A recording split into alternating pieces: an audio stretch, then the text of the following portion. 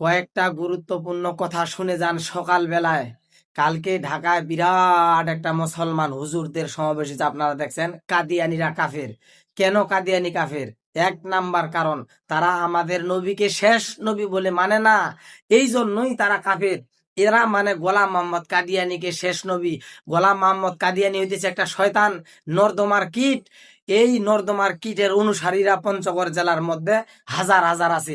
এরা শেষ নবীকে নবী মানে না। এদেরকে কাফের ঘোষণা করার জন্য আল্লামা শফি সাহেব, মামুনুল হকের বাপ আল্লামা আজিজুল হক রহমাতুল্লাহ আলাইহ, আরো বাংলাদেশের বড় বড় আলেম ওলামা সারাটা জীবন চেষ্টা করছে, পারে নাই কাফের ঘোষণা করতে।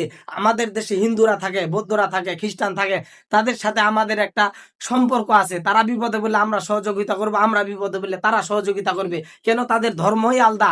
কিন্তু তারা মুসলমান দাবি করে, আবার নবীরে নবী মানে না।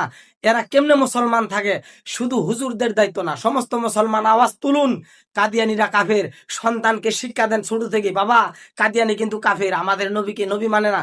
ঘরের দরজায় লেখা রাখেন কাদিয়ানি কাফের, ভিডিওটা শেয়ার করে দেন, সমস্ত মানুষকে জানিয়ে দেন কাদিয়ানি কাফের। কাদিয়ানি যে কাফের, সমস্ত মুসলমানের দায়িত্ব। আমাদের নবীর কি দাম জানেন? 80 বছর গুনাহ করেছে যদি একটা লোক আমাদের নবীকে নবী স্বীকার করে, আল্লাহর কালিমা গ্রহণ করে, আল্লাহ পাক তার জিন্দেগির সমস্ত গুনাহ খাতা মাফ করে দেয়। সেই নবীকে কাদিয়ানিরা নবী মানে না। তারা আমাদের দেশে থাকবে, তারা মুসলমান হইতে দাবি করবে, আর না হইলে তারা আমাদের নবীকে নবী স্বীকার করবে। তুই যদি মুসলমান দাবি করস, তাহলে আমাদের নবীকে নবী মানবি। আর যদি তুই মুসলমান দাবি করস, নবীকে মানবি না, তোর দেশে থাকার অধিকার নাই। হয়তো মুসলমান হবি, না হলে আমাদের নবীকে নবী মানবি। 2 নাম্বার কোনো প্রশ্ন নাই। আপনারা ভিডিওটা শেয়ার করেন, মানুষকে জানিয়ে দেন নবীর পরে নবী নাই, সংসদে আইন চাই।